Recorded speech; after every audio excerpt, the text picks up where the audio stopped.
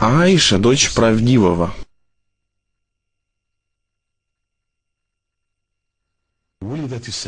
Аиша, мать правоверных, да будет доволен ее Аллах, родилась в Мекке в 8-й год до хиджры.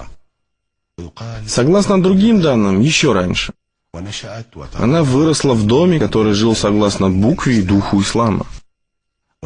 В зрелом возрасте она оказалась в доме пророка, да благословит его Аллах и приветствует, благодаря чему обрела ораторские способности и передала множество хадисов. После смерти благородной Хадиджи бинт Хуэйлид, матери правоверных, да будет доволен ее Аллах, Хауля бинт Аль-Хаким предложила пророку, мир ему и благословение, жениться на вдове Сауди бинт Зама и девственнице Аише, правдивой дочери правдивого Ас-Саддик. Посланник, да благословит его Аллах и приветствует, согласился с ней, и Хауля тут же направилась к матери Аиши, чтобы сообщить ей радостную весть. Мать же Аиши задалась вопросом: а разве она подходит ему, ведь она дочь его брата? Тогда посланник Аллаха, да благословит его Аллах и приветствует, объяснил разницу между кровным братством и братством по вере. Словом, женитьба пророка, да благословит его Аллах и приветствует, на Аише была законной. На тот момент Аиша была помолвлена с Джубейром ибн Мутаймом, поэтому Абу Бакр отправился к Мутайму Абу Джубейру, чтобы поговорить по поводу Аиши. Он сказал ему: «Что ты думаешь по поводу этой девушки?» Мутайм же обратился с тем же вопросом к жене, которая подошла к Абу Бакру и сказала: «Быть может, если мы сделаем этого юношу твоим зятем, ты сделаешь так, что он отречется от своей веры и примет твою». Абу Бакр же вновь обратился к Мутайму: «А что ты скажешь по этому поводу?»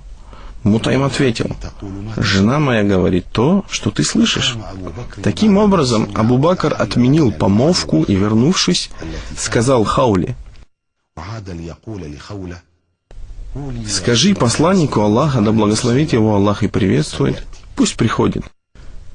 В итоге пророк, да благословит его Аллах и приветствует, женился на Аише. Ее брачным даром, махр, были 400 дирхамов.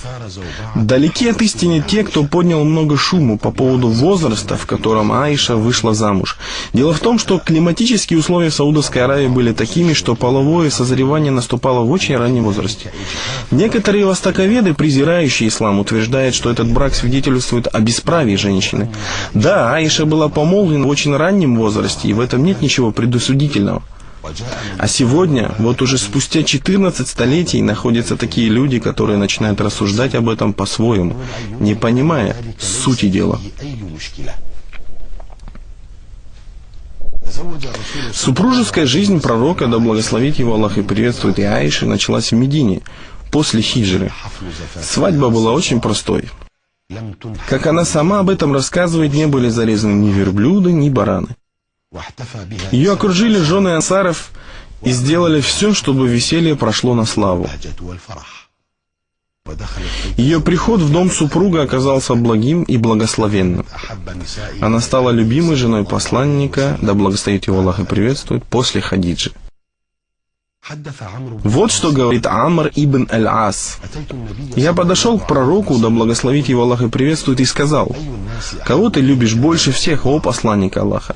На что он ответил: Аишу. Тогда я вновь спросил: из мужчин? Он ответил: ее отца. Я опять спросил: а потом кого? Он ответил: Омара. Люди знали, что пророк, мир ему и благословение, любит Аишу. Поэтому, если кто-либо из сподвижников хотел сделать подарок посланнику, да благословит его Аллах и приветствует, то дожидался того дня, когда он будет в доме Аиши.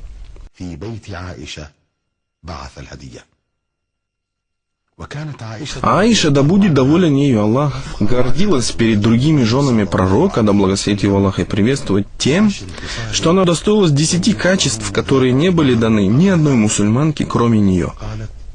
Так, она сказала: «Я приснилась посланнику Аллаха, да благословит его Аллах и приветствует, до того, как появилась в утробе матери. Я та единственная девственница, на которой он женился. К нему не посылалось откровение, когда он был у меня на руках. Мое оправдание снизошло с небес. Меня он любил больше всех. Когда он молился, я лежала перед ним. Так он не поступал ни с одной из своих жен, кроме меня. Я единственная из его жен, чьи оба родители были переселенцами. Мы принимали вместе омовение, гусль, черпая воду из одного сосуда. Так он не поступал ни с одной из своих жен. Аллах забрал его душу, когда он был у меня на руках. Он умер в ту ночь, которая по очередности была моей, и был он похоронен в моем доме.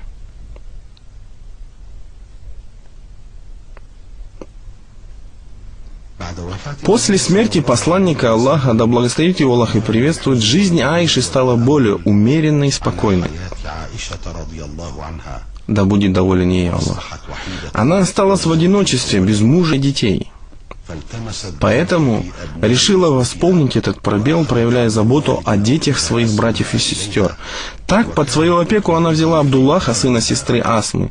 Впоследствии Аишу так и прозвали, мать Абдуллаха. В жизни Аиши произошло еще немало ярких событий. После смерти посланника, да благословит его Аллах и приветствует, она принимала участие во многих важных делах. Она застала смерть своего отца, Омра и Али, да будет доволен ими всеми Аллах. В битве Джамаль и при Сиффине она отстаивала свою позицию. Аиша хорошо знала Коран, хадисы, стихи, предания арабов, их историю и родословные. Ее племянник Урва ибн ас-Зубайр говорит об этом так: «Не знаю я, кто бы лучше знал Коран, его предписания, разрешенное халял и запретное харам, стихи, предания арабов и родословные, чем Аиша». Он также сказал: «Не видывал я более сведущего человека в фикхе, врачевании и стихах, чем Аиша». Аиша передала 2210 хадисов, восходящих к пророку, да благословит его Аллах и приветствует, Абу Бакру, Омару, Фатиме Захра, Сааду ибн Абу Ваккасу, Хамзе ибн Амру аль-Аслами, Джузами бинт Вахб. Словом, она одна из тех, кто передал огромное количество хадисов. Много сообщений передано от нее известными сподвижниками и табиунами. К примеру, Саид ибн аль-Мусайиб, Абдуллах ибн Амир, София бин Шейба, Алькама ибн Кайс и многие другие.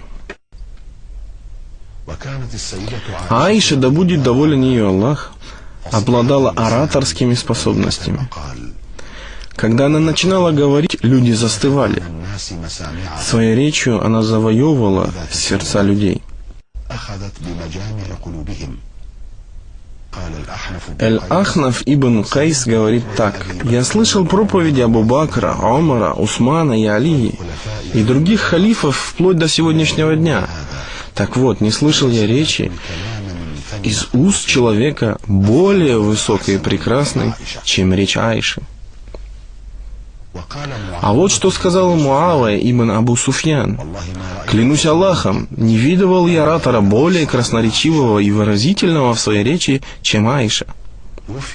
Аиша, мать правоверных, умерла в Медине 17 числа месяца Рамадан в 57 году от хиджры. Она распорядилась о том, чтобы ее похоронили в ту самую ночь, в которую умрет. Так похоронили ее после молитвы Эль-Витр на кладбище Бакы. Погребальную молитву джаназа совершил Абу Хурайра. В могилу спустились племянники Абдуллах и Урва, сыновья Зубайра, чтобы разместить ее тело в нише. Да будет милостив Аллах к матери правоверных Аише.